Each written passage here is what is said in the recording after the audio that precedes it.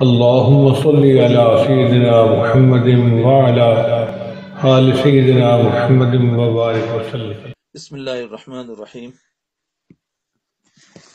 الحمد للہ رب العالمین والعاقبۃ للمتقین والصلاة والسلام علی رسولہ الکریم وعلی آلہ واصحابہ اجمعین.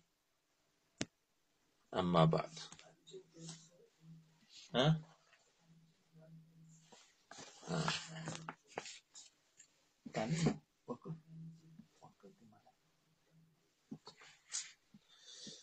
بسم اللہ الرحمن الرحیم. دیکھو آج مجلس نمبر 36 ہے.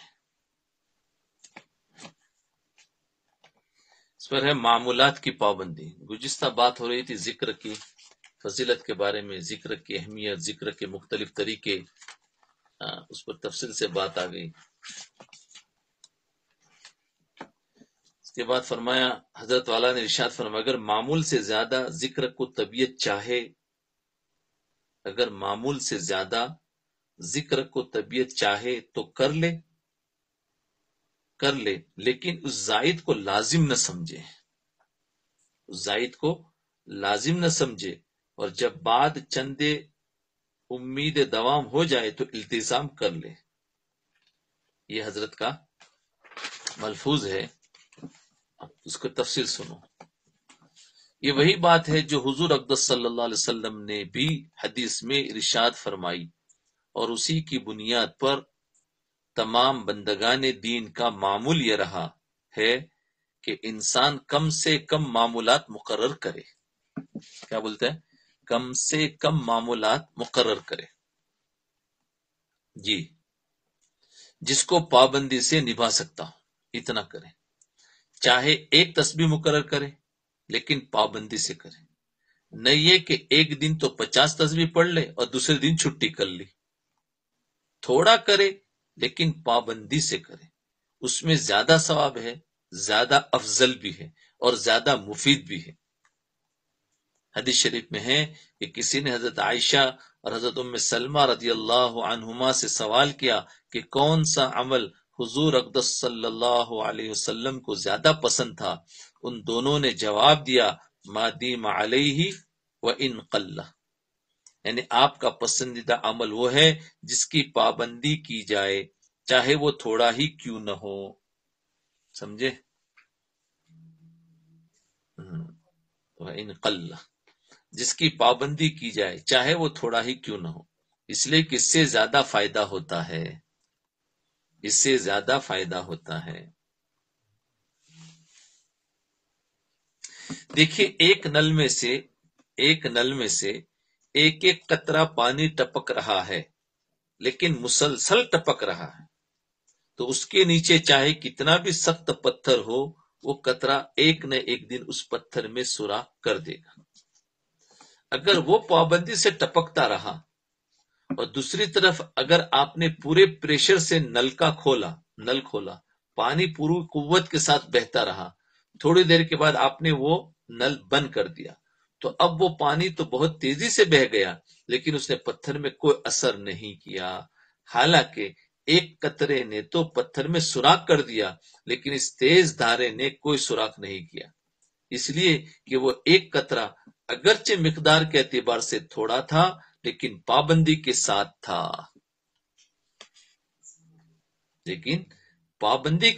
تھا، اس لیے اس نے یہ اثر کر دیا.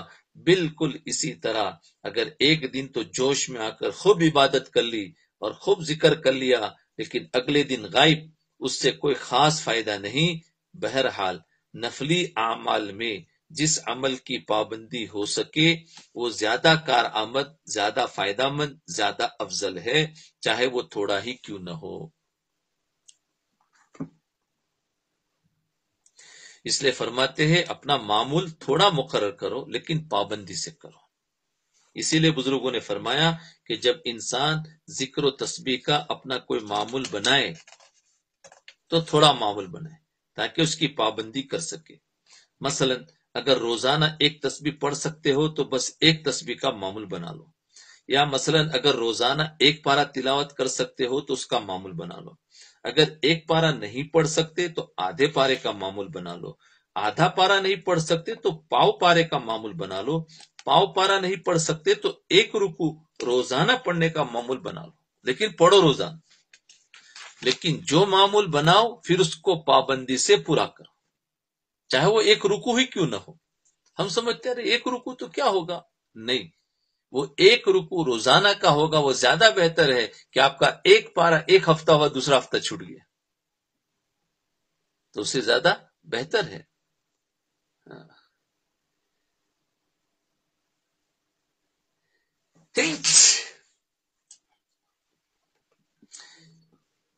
یہ گنڈے دار عمل کرنا کہ آج عمل کیا کل چھوڑ دیا، پرسوں پھر کر لیا، اس سے اگلے دن پھر چھوڑ دیا، اس سے کوئی قابل ذکر فائدہ حاصل نہیں ہوتا۔ حضرت علی رضی اللہ عنہ ارشاد فرماتے ہیں قلیل تدوم علیہ ارجا من کثیر مملول، یعنی وہ تھوڑا عمل جس کو تم پابندی کے ساتھ کر رہے ہو، اللہ تعالیٰ کے یہاں اس عمل کی زیادہ امید بنسبت اس زیادہ عمل کے جو گنڈے دار ہو کہ آج کیا اور کل چھوڑ دیا، پرسوں کیا ترسوں چھوڑ دیا۔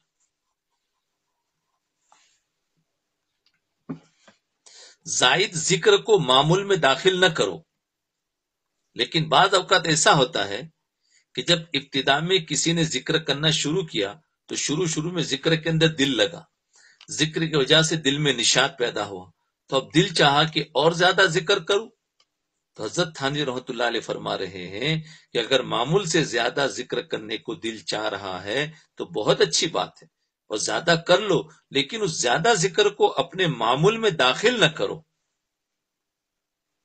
معمول میں داخل نہ کرو، معمول میں صرف اس ذکر کو داخل رکھو جس کی پابندی تم سے ہو سکتی ہے۔ مثلا آج زیادہ ذکر کرنے کو دل چاہ رہا ہے تو آج زیادہ کر لو، لیکن معمول اسی کو رکھو جو ہمیشہ سے کر اتنا تک کرنا ہی کرنا ہے۔ جس دن زیادہ جی چاہا تو کر لیا، جس دن چھوٹ گیا تو وہ زیادہ چھوٹنے دو، لیکن اس کی وجہ سے معمول نہ چھوٹنا چاہیے، یہ سمجھ لو۔ مثال کے طور پر ایک آدمی نے 1 رکوع کی تلاوت پابندی سے لی ہے، برابر، اب اس کو کسی دن ذرا اچھا لگا، لاؤ میں ابھی 2 رکوع پڑھ لیتا، تو پڑھ لیا، اب تیسرے دن ٹائم نہیں ملا اس کے پاس تو 1 رکوع تو پڑھ ہی لے، پھر 2-4 دن کے بعد اس کا پھر جی چاہا کہ چلو میں آج 3 رکوع پڑھ لیتا ہوں، تو 3 رکوع پڑھ لیا آپ نے، کوئی بات نہیں، لیکن پھر اس کے بعد آپ مشغولی آ گئی، کوئی ایسی پریشانی آ گئی، اس میں مشغول تو آپ 1 رکوع پڑھ لو۔ تو یہ کہتے ہیں کہ وہ جو زائد ہے، بعض مرتبہ کیا ہوتا ہے زائد تو آپ کے 1 دن 2 دن تو کر لیا، پھر جو چھوٹا تو معمول بھی چھوٹا، زائد تو چھوٹا معمول بھی چھوٹ گیا، یہ ہوتا ہے۔ تو حضرت اس کو سمجھانا چاہتے ہیں کہ دیکھو زائد کر لو، جیسے ایک تسبیح دی ہے مثال کے طور پر،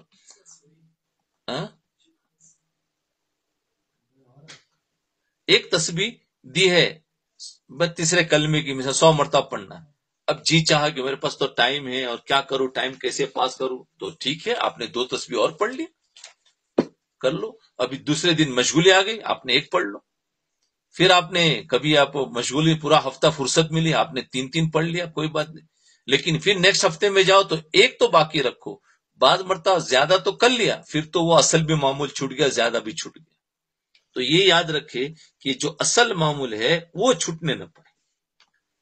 تو معمول سے زیادہ کرنے کو دل چاہ رہا ہے تو بہت اچھی بات ہے، زیادہ کر لو، لیکن اس زیادہ ذکر کو اپنے معمول میں داخل نہ کرو، معمول میں صرف اس ذکر کو داخل کرو جس کی پابندی تم سے ہو سکتی ہے۔ مثلا آج زیادہ ذکر کرنے کو دل چاہ رہا ہے تو آج زیادہ کر لو، لیکن معمول اسی کا رکھو جو ہمیشہ سے کرتے چلے آ رہے ہو۔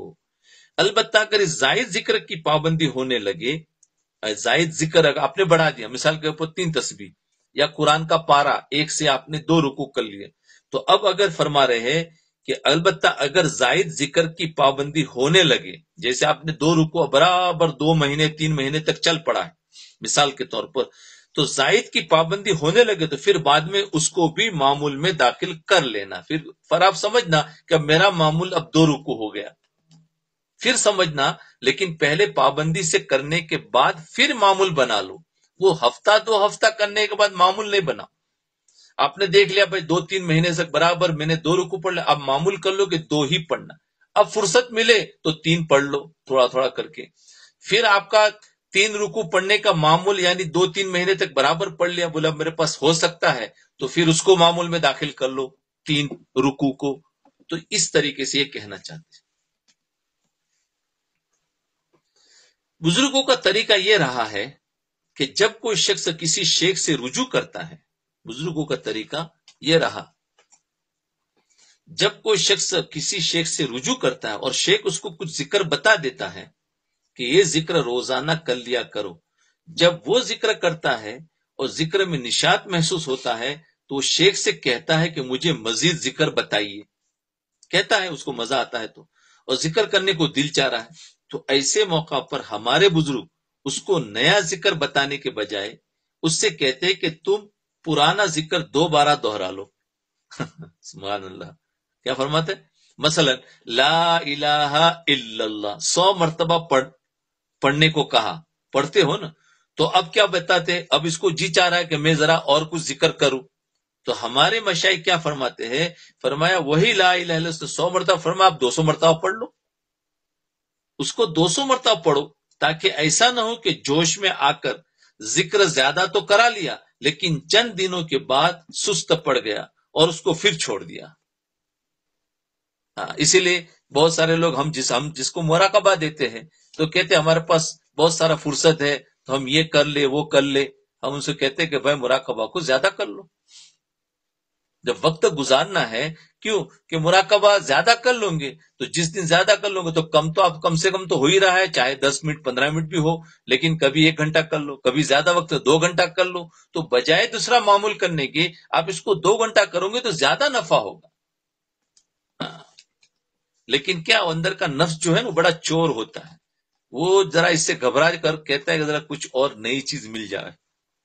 تو مشائخ نے بھی کیا بتایا، فرمایا اسی کو 200 مرتبہ پڑھ لو.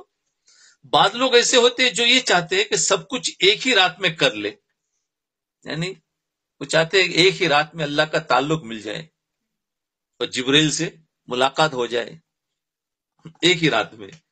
رمضان مبارک کی راتوں میں تو خاص طور پر یہ جوش آتا ہے کہ آج رات جو کچھ عبادت کرنی ہے کر لو، چنانچہ سارا جوش اسی ایک رات میں ٹھنڈا کر لیا اور اگلے دن پڑھ کے سو گئے. ایک دن میں ہوتا ہے نا بیچارے، وہ پورا جوش ختم کر دیتے، پھر فرض نمازوں کا بھی اہتمام نہیں رہا، چہ جائے کہ تہجد اور دوسرے نوافل کا اہتمام ہوتا. تو وہ جوش نہیں دیا، اس لیے ہوش سے کام لینا پڑتا ہے، تو آہستہ آہستہ آگے بڑھنا ہوتا ہے. ورنہ انسان کا نفس ہے نا، مانگتا ہے کہ ذرا کچھ اور دو، بولے اس سے کیا ہوتا ہے، نہیں، پابندی سے جتنا ہے کرتے رہو. بہت سے لوگ 1 پارہ کہتے ہیں ہم نے کہتے بھائی نہیں، آپ کو 1 پارہ نہیں پڑھنا، آپ کو پاؤ پارہ پڑھنا ہے، لیکن ہمیشہ پڑھنا ہے. تو یہ ہے کہ وہاں سے اب پاؤ پارے سے لے کر اس کو 1 پارے تک جانا ہے، لیکن پہلے کارگزاری سنائے کہ ہاں پر ہم سے ہو رہا ہے، مہینہ 2 مہینہ کیا تو اب کہیں گے بھائی 2 رکوع اور بڑھا دو. تو اس طریقے سے اس کو لیا جائے تاکہ 1 پارے کی پابندی پر آ جائے. حضرت گنگوئی رحمت اللہ علیہ کا ایک ملفوظ تو سمجھ میں آ گئی بات. یہ ہمارے اندر بہت ہی نفس ہوتا ہے، کہیں کتابوں میں پڑھا کسی کی فضیلت اور اس کو شروع کر دیتے، تو ادھر ادھر کی ساری چیزوں کو لے کر شروع نہ کر دے. بعض مرتبہ شروع کرنے سے ہمارا اصل معمول بھی ختم ہو جاتا ہے. حضرت گنگوئی رحمت اللہ علیہ کا ایک ملفوظ میں نے اپنے والد ماجد رحمت اللہ علیہ سے سنا. وہ فرمایا کرتے تھے کہ جب تم عبادت کر رہے ہو، چاہے وہ عبادت نماز ہو، چاہے وہ ذکر ہو، چاہے وہ تلاوت قرآن ہو، اس عبادت کو جی بھرنے سے ذرا پہلے چھوڑ دو.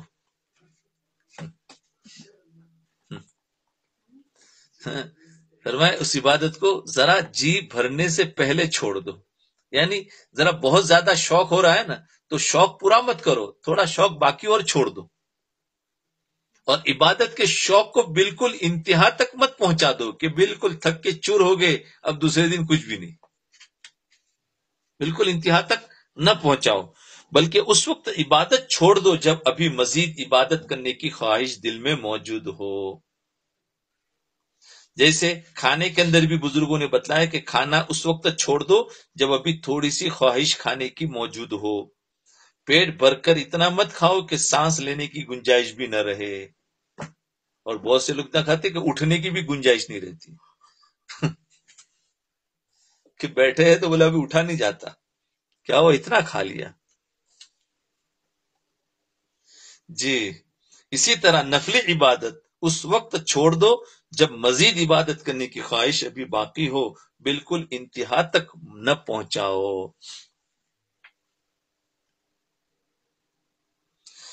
حضرت مولانا یعقوب صاحب نانوتی رحمۃ اللہ علیہ اس کی مثال چک ڈور سے دیا کرتے تھے، جس سے بچے کھیلا کرتے ہیں۔ آج کل تو اس کا رواج نہیں رہا، ہمارے دیوبند میں اس کو چک ڈور کہا کرتے تھے، اور یہاں پر شاید اس کو چکی کہا جاتا ہے۔ ہاں، ایک گول سا پہیا ہوتا ہے جس پر دھاگا لپٹا جاتا تھا، پھر اس کو دور پھینکتے تھے، پھر واپس کھینچتے تھے، اس کو چکڈول کہتے تھے۔ گول پہیا ہوتا تھا، اس پہ دھاگا لپیٹا جاتا تھا، پھر اس کو دور پر پھینک کر پھر اس کو کھینچتے تھے۔ حضرت گنگوئی رحمت اللہ علیہ فرماتے ہیں کہ چکی کا قاعدہ یہ ہے کہ اس کے اوپر دھاگا لپٹا ہوا ہوتا ہے، جب اس چکی کو پھینکتے ہیں تو اس کا دھاگا کھل جاتا ہے۔ اگر تم نے چکی کو پھینکتے وقت پورا دھاگا کہ کھول دیا تو اب چکی واپس نہیں آئے گی اور خود بخود اس دھاگا کے دوبارہ نہیں لپٹے گا۔ چکی اس وقت واپس آتی جب اس میں تھوڑا سا دھاگا لپٹا ہوا باقی رہ جائے، اس وقت اس کو کھینچنے سے وہ چکی واپس بھی آ جاتی ہے اور دھاگا بھی دوبارہ اس پر لپٹ جاتا ہے۔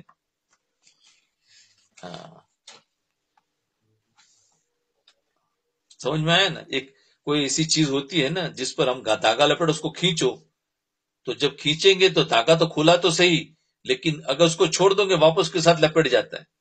اب جیسے وہ میزر ٹیپ ہوتی ہے نا، میزر ٹیپ دیکھو، اب اس کو کھولو اس کو پورا کھولو، لیکن اندر ایک تھوڑا لپٹا ہوا ہے، تو اب اس کو چھوڑ دو تو دوبارہ لپٹ جاتی۔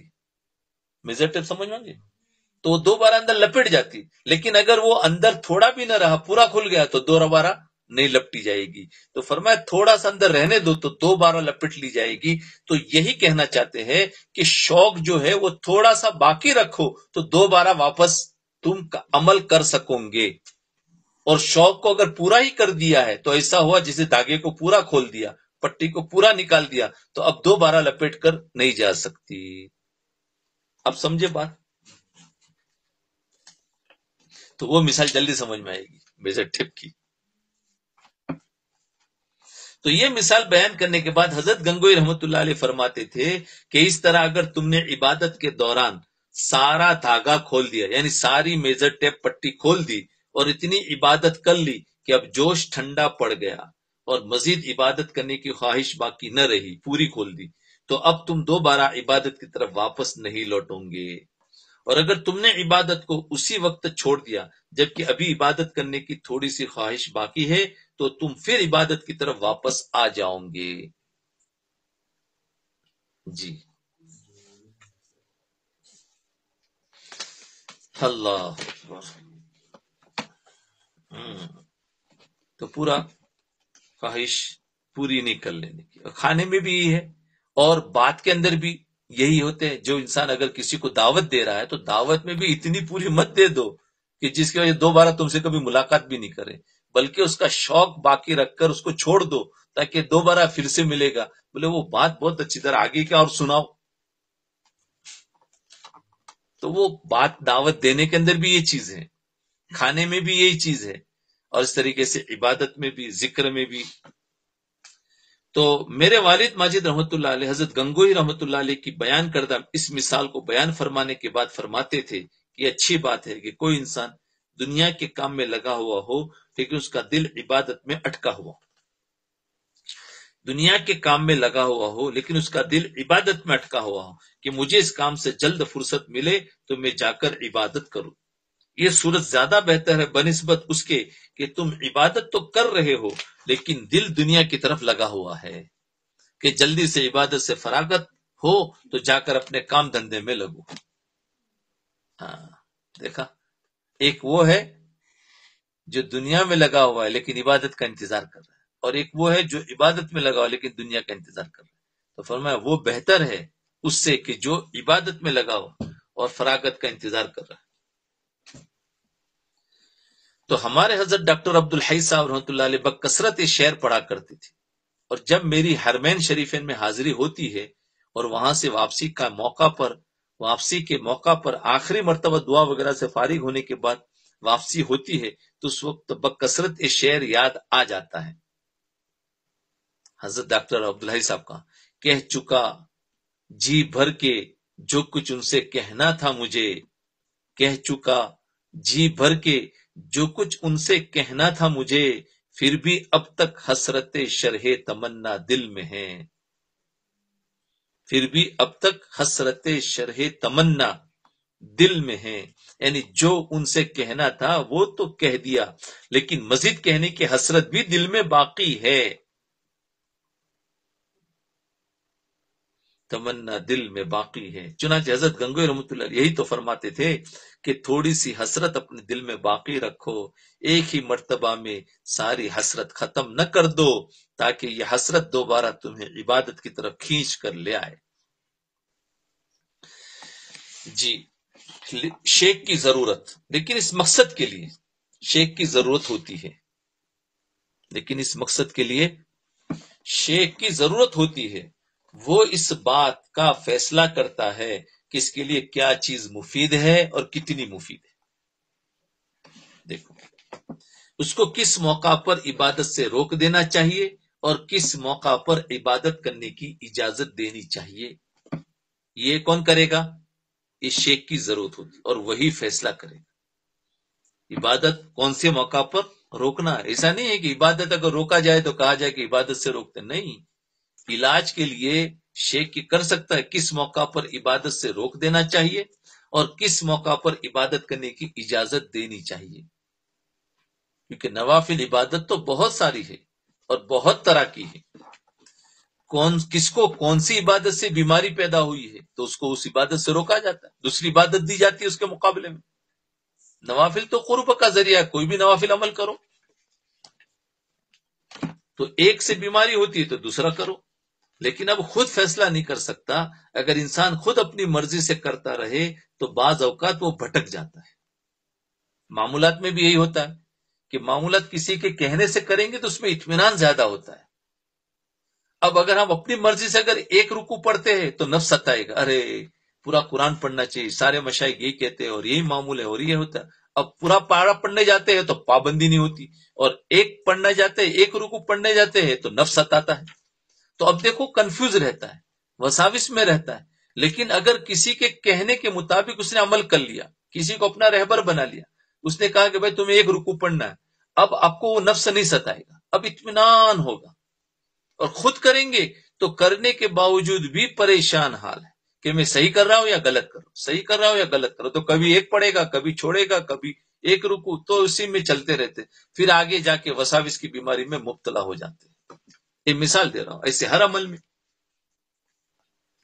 کئی لوگوں کو دیکھا کہ وہ ایک دم سے عبادت کے جوش میں آ گئے، اب رات بھر کھڑے ہو کر نوافل پڑھ رہے ہیں اور دن بھر میں ایک قرآن شریف ختم کر لیا، دن بھر میں ایک قرآن شریف ختم کر لیا اور بہت ساری تسبیحات پڑھ لی۔ ایک ہفتے تک یہ جوش برقرار رہا، اوہو، یہاں تک کہ لوگوں کی انگلیاں اس کی طرف اٹھنے لگی کہ فلاں صاحب، اوہو، وہ تو اب نمازی عبادت گزار تہجد گزار بن گئے ہیں، لوگوں کی انگلیاں اٹھنے لگی، اتنی عبادت کر لی، اور ایک ہفتے کے بعد اب مسجد میں بھی نظر نہیں آ رہے ہیں۔ تو دیکھا وہ جوش تھا، ہوش سے کام کرو، نظر نہیں آ رہے، جماعت میں بھی حاضر نہیں ہوتے، اب سب جوش ٹھنڈا ہو گیا۔ اس لیے شیخ کی ضرورت ہوتی ہے، وہ اس کو اعتدال میں رکھتا ہے۔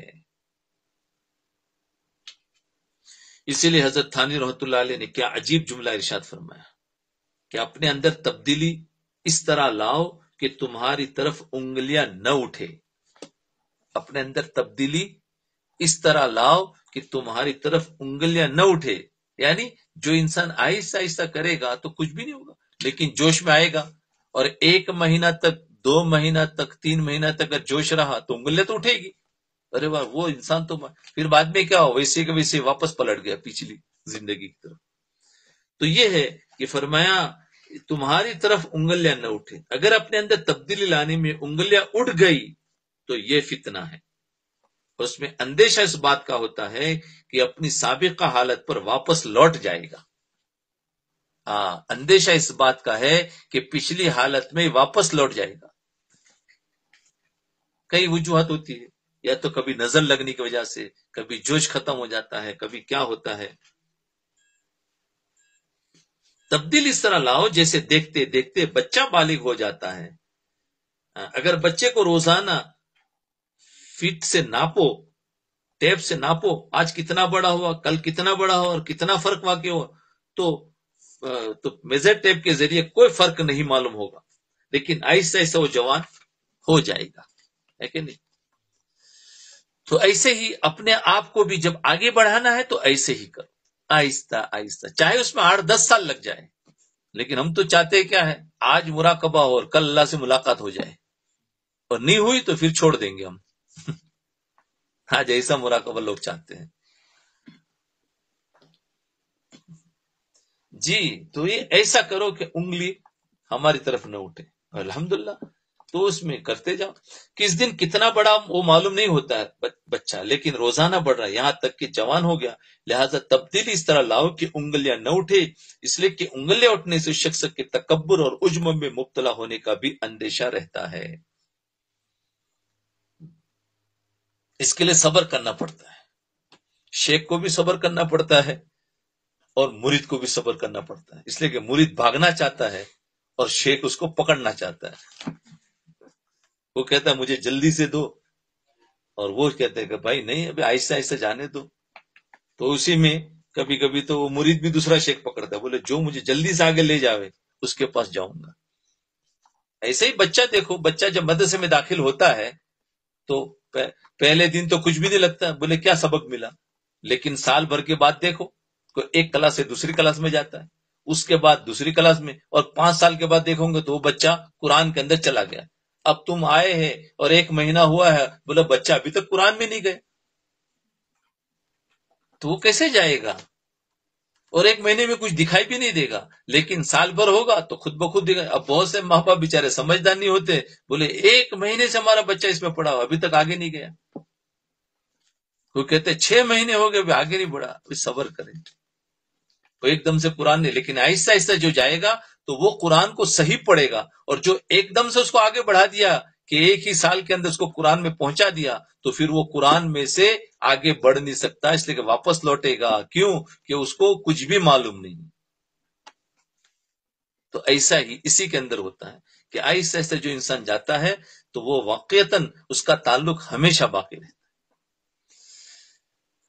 تو اتنا معمول بناؤ جس کی پابندی کر سکو. بہرحال جب اپنا کوئی معمول بناؤ تو ایسا بناؤ جس کی تم پابندی کر سکو، اگرچہ وہ تھوڑا ہو.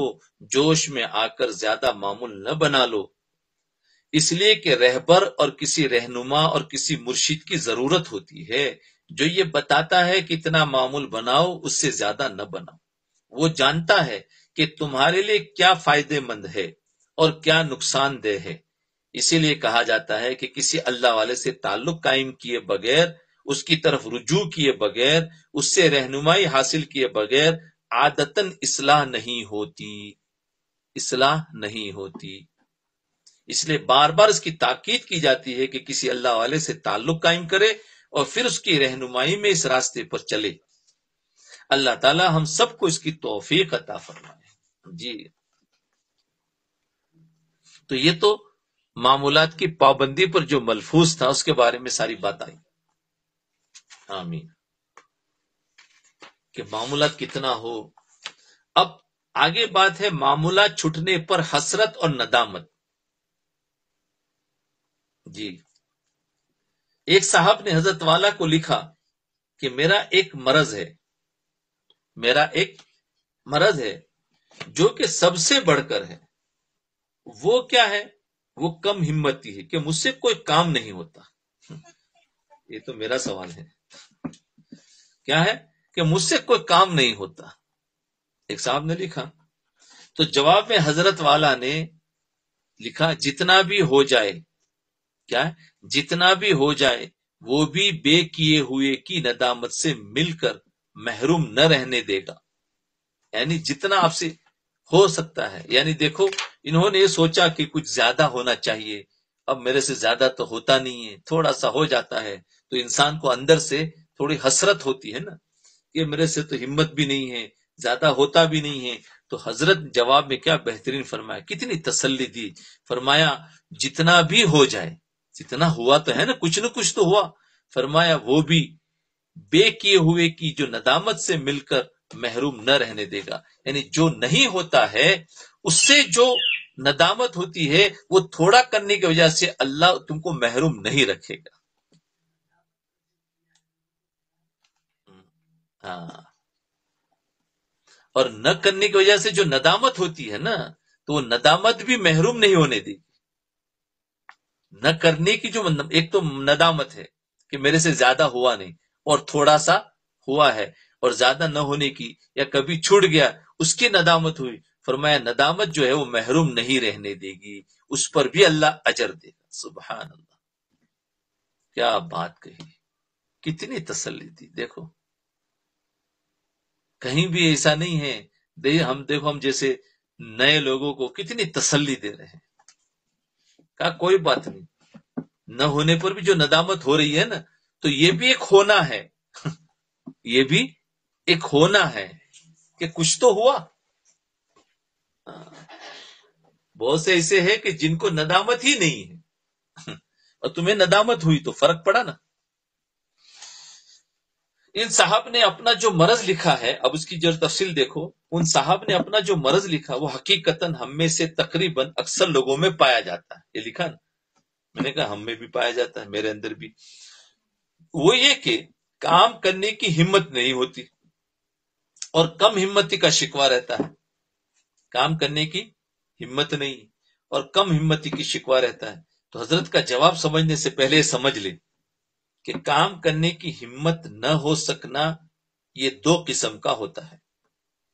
کام کرنے کی ہمت نہ ہو سکنا، نہ ہونا، یہ دو قسم کی ہوتی. ایک یہ کہ ایک شخص کو اپنے فرائض واجبات ادا کرنے ہی کی ہمت نہیں ہے. ایک شخص وہ ہے کہ اس کو اپنے فرائض اور واجبات ادا کرنے ہی کی ہمت نہیں ہے. مثلا نماز فرض ہے، اب اس فرض کو ادا کرنے کی ہمت نہیں ہو رہی ہے. یا مثلا روزہ فرض ہے لیکن روزہ رکھنے کی ہمت نہیں ہو رہی ہے. اس کا علاج تو اس کے سوا کچھ نہیں کہ اپنے ساتھ زبردستی کرے اور زبردستی کر کے اس فرض کو انجام دے. یہ تو فرائض ہے، اس میں تو کوئی دو رائے نہیں، یہ تو کرنا ہی کرنا. اگرچہ اس کام کو کرنے کا دل نہیں چاہ رہا ہے لیکن زبردستی اپنے آپ کو کھینچ کر لے جائے، زبردستی اپنے آپ کو کھینچ کر لے جائے. گناہوں سے بچنے کا علاج، یہی حال گناہوں سے بچنے کا بھی. یہ تو فرائض ہے نا، فرائض اور واجبات جو کرنے کے ہیں.